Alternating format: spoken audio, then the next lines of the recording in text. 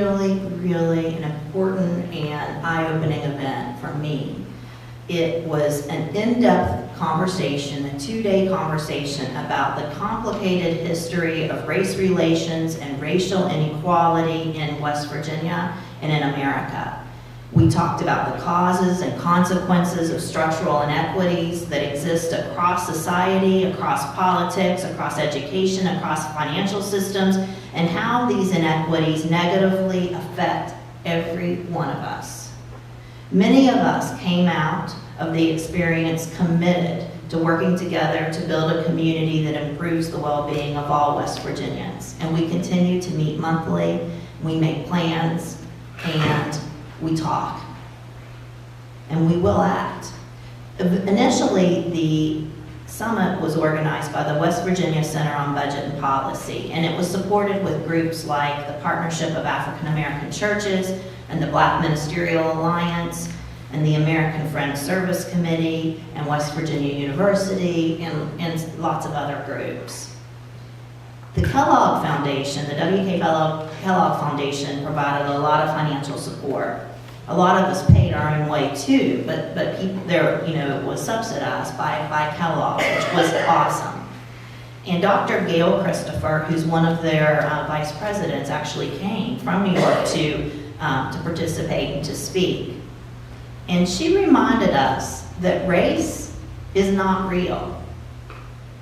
When scientists talk about humans, Homo sapiens, there's nothing about race as part of the scientific inquiry to human biology. People of different skin colors, the idea that people of different skin colors have varying levels of worth is an archaic set of beliefs that really have no place in the 21st century. She said, and I quote, "We have to put race in front of us so that we can put it behind us. Race is a social construct, but as a biological reality, it does not exist. Putting race in front of us, examining it from all angles, including what happened to get us to this point."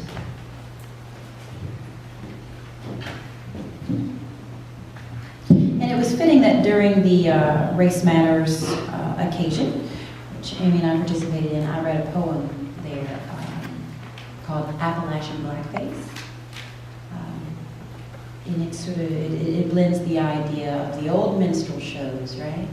And how white performers would put black on their face and sing and dance and mimic African American musicians and culture in a very grotesque way, and how that was a practice that continued until the 1950s. It was actually something that was supported by the Democratic Party and all kinds of good information in that.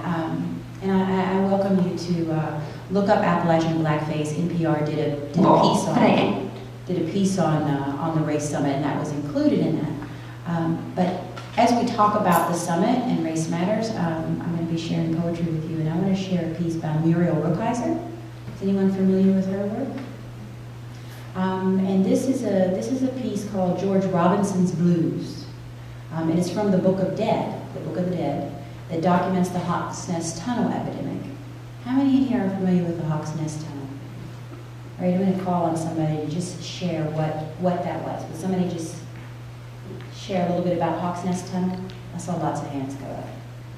A lot of people were killed digging that tunnel. A lot of black people were killed. Yes. And I think a lot of people were killed during the digging of this tunnel, and a lot of black people were killed. Yes. The black people were taken off they were forced to work in the tunnel. The black people were forced to work in the tunnel. Yes. The managers, they knew how deadly it was because the supervisors wore masks when they went through the tunnel, but the workers, of course, were not provided masks. And there's a mass burial site where, when they died, they were simply put In open graves. nameless. Yeah, graves, yes. Anybody else? Yes. I had a relative, stepfather's grandparents, who he was like a water boy back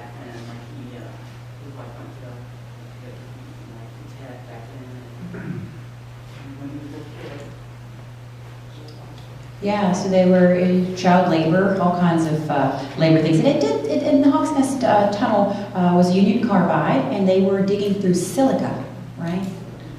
Very, very, very dangerous. And, you know, it sort of set the ground for a lot of labor laws that we have in place today. But the mystery, the unknown piece, and this is why I love Muriel Kaiser's Book of the Dead and her poetry that's documenting this for generations to understand that, yes, there were many, many African Americans that were promised jobs, right, that came from the South, and then they just disappeared into these graves. So sometimes I wonder about sort of the mythology of West Virginia and how there is a fear and that there is some truth, right, in terms of if you are African American and you come to West Virginia, that racism exists. So imagine your relatives go into this place to mine and then you never hear from them. Of course, we didn't have cell phones, right? Of course, we didn't, your bodies were put into these graves that just in the last, I think, year or so has they actually been a marker and such. But let me read this poem to you. It's called George Robinson Blues. Right up there in your Thurman, too. Golly Bridge is a good town for Negroes. They let us stand around. They let us stand around on the sidewalks if we're black or brown. The net is over the trestle, and that's our town. The hill makes breathing slow, slow breathing after you row the river, and the graveyard's on the hill. Cold in the springtime blow, the graveyard's up on high, the town is down below. Did you ever bury 35 men in a place in the back of your house? 35 tunnel workers the doctor didn't attend, died in tunnel camps under rocks everywhere, world without end. When a man said, I feel poorly for any reason, any weakness or such, letting up when he couldn't keep going barely, the cap and the company come and run him off the job surely. I put them down from the tunnel camps to the graveyards on the hill, tin cans all about, I fixed them. Tunnelitis, hold themselves up at the side of a tree, I can go right now to that cemetery. When the blast went off, the boss would call out, come, let's go back. When that heavy loaded blast went white, come, let's go back. Telling us, hurry, hurry, into the falling rocks and muck. The water they would bring had dust in it, our drinking water. The camps and their groves were colored with the dust. We cleaned our clothes in the groves. But we had always had the dust. Looked like somebody sprinkled flour all over the parks and groves. It stayed and the rain couldn't wash it away, and it twinkled. That white dust really looked pretty down around our ankles. As dark as I am, when I came out, morning, after the tunnel at night, with a white man, nobody could have told which man was white. The dust had covered us both, and the dust was white.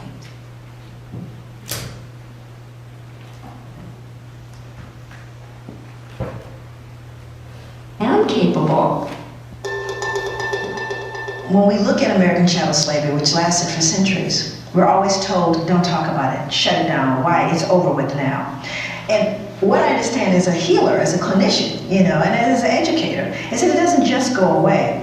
So the question becomes, what does it look like now? How did it get passed along? What are some of the symptoms of this thing I'm talking about, which I call post-traumatic slave syndrome? But it becomes adaptive behaviors. Things that lie just beneath the surface. For example, I give this example because it's such a good one. I think people can kind of grasp it. There are certain things like sayings and things you grow up with that you just take for granted. Mama said it, or Big Daddy said it, or Pookie, somebody said it, and it's just something you come to know. I'll give you an example of that. Let's say that there are two people, 2010, or in contemporary society, that their two mothers, white mother, black mother, or it could be a white mother, a black father, white father, it doesn't matter, it's not gender specific. But you have these two individuals, they have children. Say these two mothers have two sons. And these two sons play together. They go to school together. They spend the night over each other's house. They're best of friends. And they find themselves, the mothers and the two sons, at a school meeting. The black mother and her son are seated next to the white mother and her son. And so the black mother leans over and says to the white mother, your son's really doing well. He's really coming along. And she goes, well, thank you. And she begins to say, well, did you know he's an intelligent and gifted? And did you know he won the science fair? And did you know his uncle was an astronaut? Because she's oozing with pride. Wonderful thing. So then the white mother stops for a moment and realizes that the black mother's son is actually excelling her son. So she leans over to the black mother and she goes, what are you talking about? My son? Now your son's the one that's really coming along. And the black mother's response is, girl, get out of here. You should have seen that boy yesterday. That boy's he's a handful. Stop it. Now, the white mother's response is, wow, they're so negative. No wonder. Why are they so negative? Now, within our cultural adaptation and norm, if you're African American, not even just African, you could be from the Caribbean, black folks know that even though that mother's going, girl, get out of town, he's a mess, she's really proud. Everyone knows that, sort of, except maybe her son. So now let's take a look at this from a different context, because that's not healthy behavior, okay? And whether it's cultural or adapted, doesn't matter. It's not healthy behavior. Why isn't she praising him? Why isn't she oozing like the white mother? Well, let's roll it back a couple centuries. And now you have a black mother that is seated maybe at the table cutting up onions, or she's working in the fields and she's enslaved and her children are with her. And a white slave owner comes over, could be white woman or white man, and they say to that mother, my, now that boy there, he's sure coming along. What is she gonna say? She's gonna say, no sir, he's shiftless, he can't work, he's stupid, because I don't want you to sell my boy. If it's my daughter, I don't want you to breed her. So I denigrate them to protect them. That is called appropriate adaptation to living in a hostile environment. We never unlearned it. That's post-traumatic slave syndrome. And while we continue to move on and we continue to even excel despite it all, there are some broken parts that we need to fix. And we can't fix it if we don't look.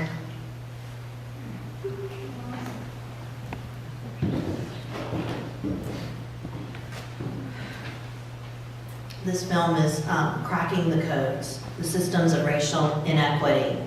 And it's a wonderful documentary. It's about 2 hours long. And segments of this film were shown throughout the summit on Race Matters in Appalachia, just like we're showing segments today. We have only about 23 minutes left, so we're not going to be able to show you nearly as much as what we saw during the summit. But anyway, I hope you'll see how these stories, and you are going to see some more, how they could work to facilitate dialogue among a diverse group of people from Charleston, West Virginia. They're very accessible, very human stories that have a huge emotional impact. They prompted us at the summit somehow to have permission to talk about things that are often very, very challenging to talk about otherwise. We talked easily in our small breakout groups about racial inequity that exists here in America and in West Virginia. I heard stories from African American friends and contacts of things that they had faced that were shocking. I'll tell you one story, and I hope that Pastor Ron English won't mind me sharing a story that he shared to our breakout group. He grew up in southern West Virginia in Bluefield. I'm trying to blanked out for a second, in Bluefield. And he described it as that he lived in a segregated part of Bluefield. And so he's African American, in case you don't know. And so he lived, literally, he said, on the wrong side of the tracks. But he heard one December morning on the radio that Santa Claus was going to be at the big hotel in downtown Bluefield. And he got so excited. So on his own, he was about 6, he said, he took off across town, through his own community, across the tracks, into downtown Bluefield, without telling his parents where he was going or anything. He decided he's going to see Santa Claus.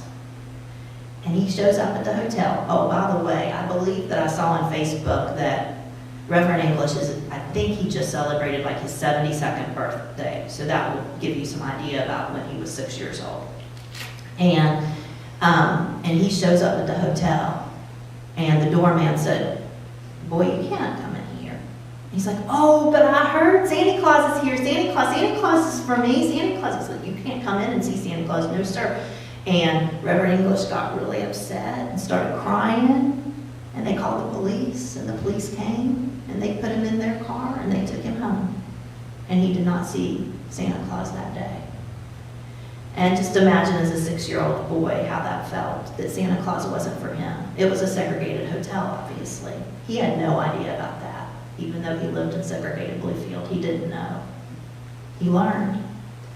In any case, stories like these that people shared, stories that we saw in the documentary, helped us leave with a deeper understanding of the system of inequity that exists here. And we found ourselves, I found myself asking new questions. And I was really inspired to engage in change. This film's available at the Kanawha County Library. It's where I got it. I'll have to return it in 7 days. So you can check it out anytime that you want, or you can buy it, of course. Annette? I want to add something. Can I come on? Yeah.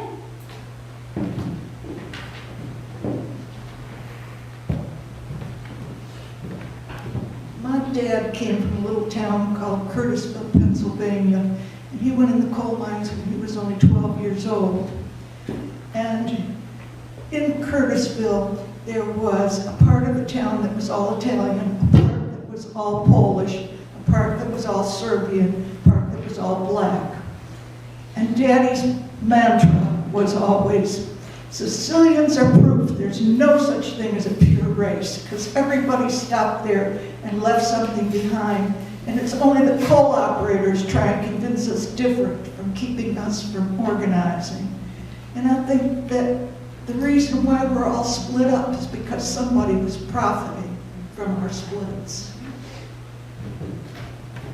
Absolutely, and that's exactly the type of systemic repression and oppression that we learned about and we talked about and that we must continue studying. I'm going to show you another segment of the film. It's going to take me a second.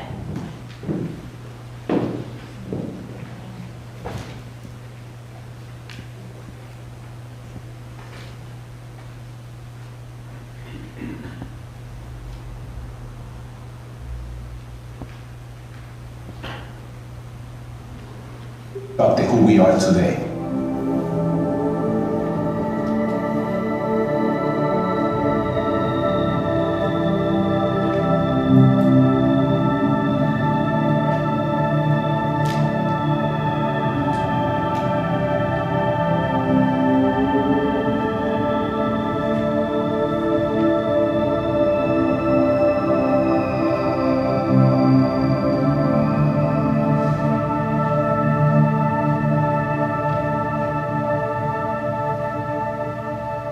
My mother explained slavery to me.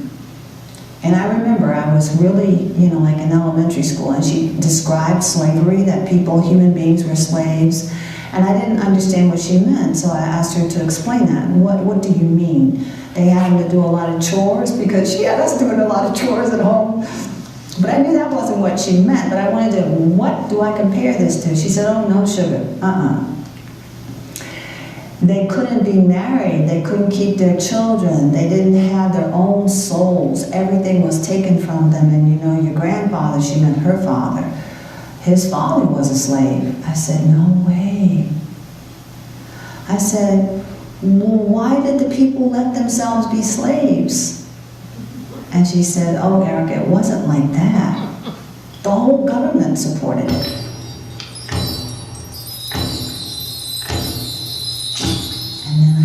Really sad. So sad, I don't think I could cry about it. I just couldn't fathom grown-ups, as I thought of them, being that mean. Just mean. I didn't have a name for it, just mean. Hawaii was I'll show one more part.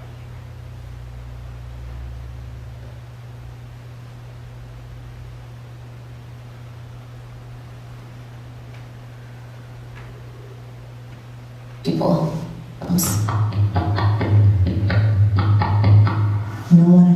told me in school. No one had ever told me the truth. They told me about Crispus Attucks. Okay, and you know I don't have anything against Crispus Attucks, but I needed to know more than the black men who fought in the American Revolution, you know? But I didn't get the truth. I was told watered down story about Native Americans, and I watched TV shows that showed Native peoples as savages that didn't speak any language that was discernible. African people that had bones through their noses and had no language except ooga booga. When I realized that this is what not only I was taught, but all of the nation's children and people were being taught this, I was so pissed off.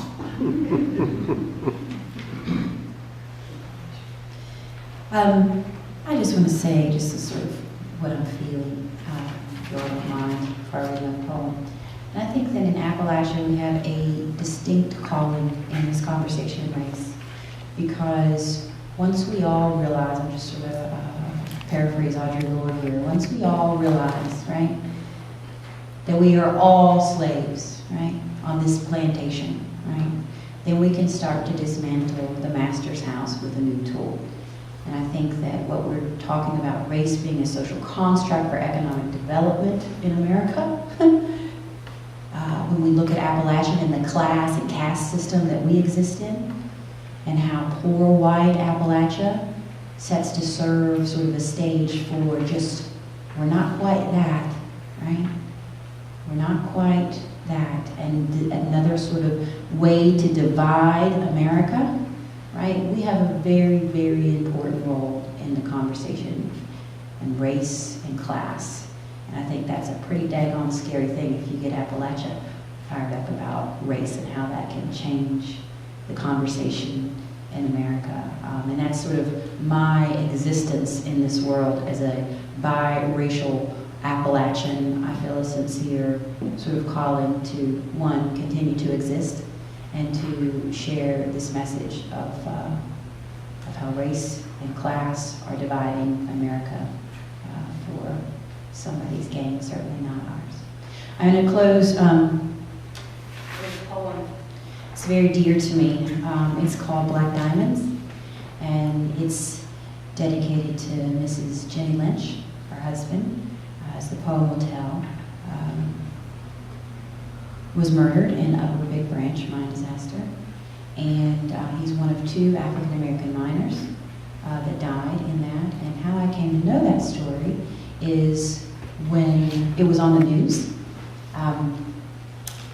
Ebony magazine editors were watching CNN, and they thought, there's black people in West Virginia? There's black coal miners? And so they scurried down here to do a story, and I was part of sort of the team, just sort of helping them know where they are and what's going on and things. And I thought, when you have a major magazine, a major African American publication that is watching CNN and says, wait a minute, there's black people in this, we have a powerful story, just like the coal mines. The idea of just, if you study coal mine camps, you will see how race is played out across America, the division of such. And it's such a little known history in terms of when we even talk about Blair Mountain, right? People laugh when I say I'm a redneck, but I am. I'm a proud redneck. If you understand the labor history, and you understand what that means, and you understand that the black miners, the Italian miners that couldn't speak English, all stood together and marched for Blair Mountain with red bandanas around their neck. What you know about black diamonds, black diamonds, black diamonds, hey, hey, hey, hey. What you know about soul? What you know about coal? What you know about the pressure of the earth turning soil to coal, turning coal to diamonds? They say one day millions and millions of years of pressure form diamonds. In colors black, pink, yellow, green, today this pressure forms black diamonds from blood, from sweat, from love, from slaves buried in unmarked graves. Black diamonds form on days like April 5th, 2010, the day that started just like all the other days, just like all the other days, the hundreds of days that for hundreds of years that the earth fell in on minors, trapping them underground with nothing but their prayers. This time on April 5th, 2010, 29 men died in what they call a mine disaster. Others, industrial homicide, homicide dead. 29 minors. What you know about black diamonds, black diamonds, black diamonds? You see, when sweet Mrs. Jenny Lynch heard the news that her husband would not be coming home, she knew there would be no more I love yous, no more 3 kisses at 4 a.m., no more coffee on the stove by your pail, honey. Her high school sweetheart, her husband of 34 years, her Rosie would not be coming home. When sweet Jenny sheds a tear, when every coal miner's wife sheds a tear, there comes the pressure. Compacted, and every time Mrs. Sweet Jenny cries and her tears hit the earth, there in the mountains of West Virginia form a priceless black diamond.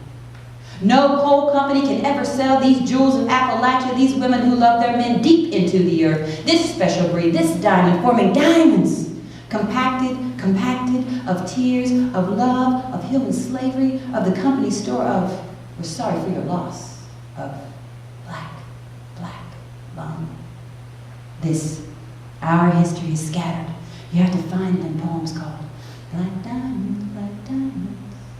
In pages where black ink fades until somebody digs and some brave heart will always hear the call from deep inside the earth and dig so that millions and millions of years from now they will hold up and marvel at our diamonds and wonder at its timeless love for my depression and pressure and the salt of her tears. What you know about black diamonds, black diamonds, black diamonds? Hey. What you know about soul? What you know about coal?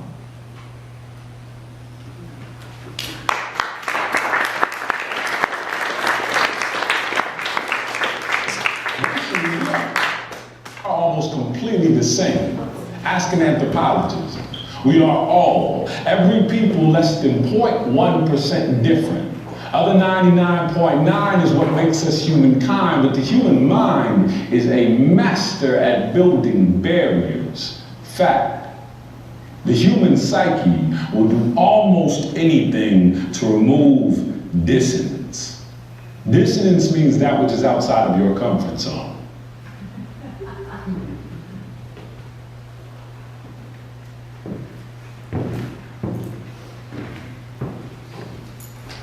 At the conference,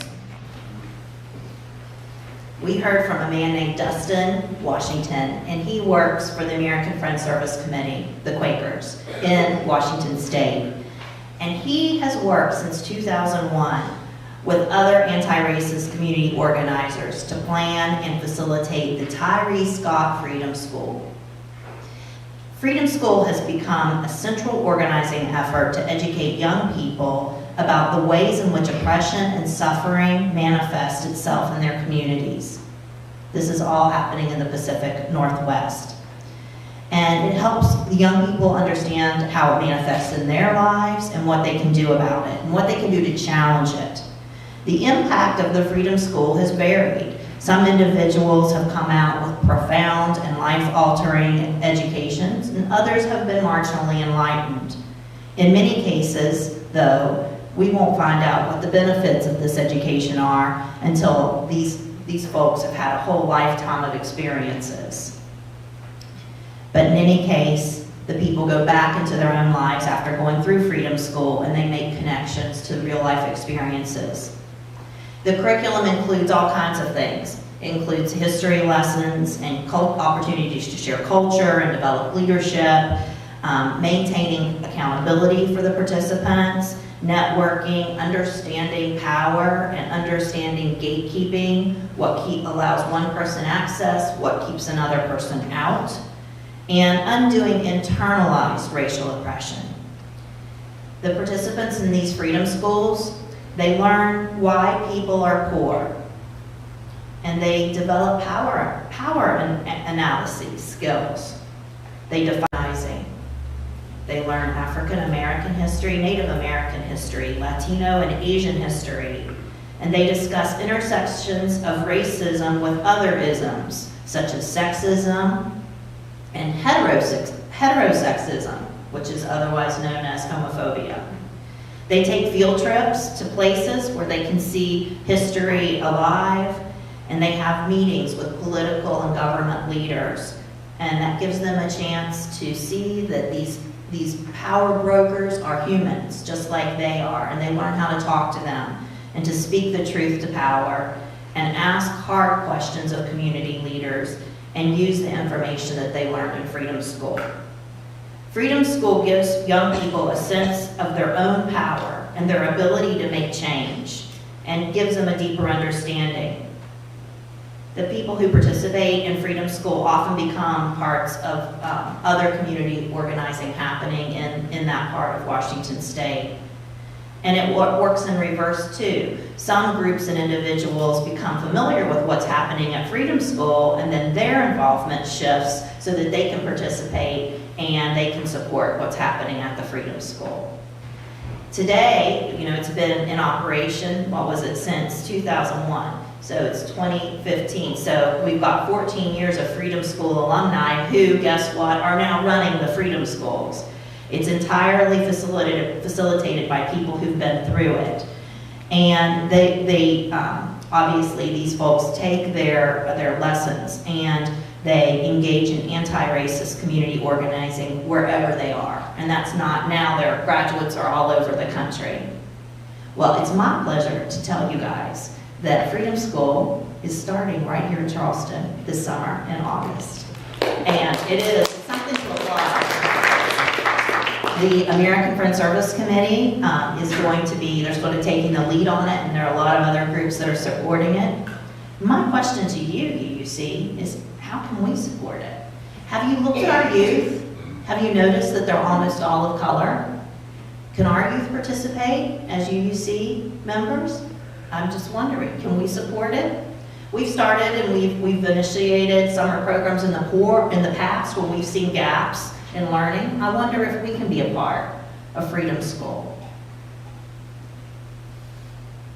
I have one more film segment, and that'll complete our sermon, and we will be going then right into our hymn, which is hymn number 169, We Shall Overcome. So if you want to get that hymn book ready, and I'll play our last segment.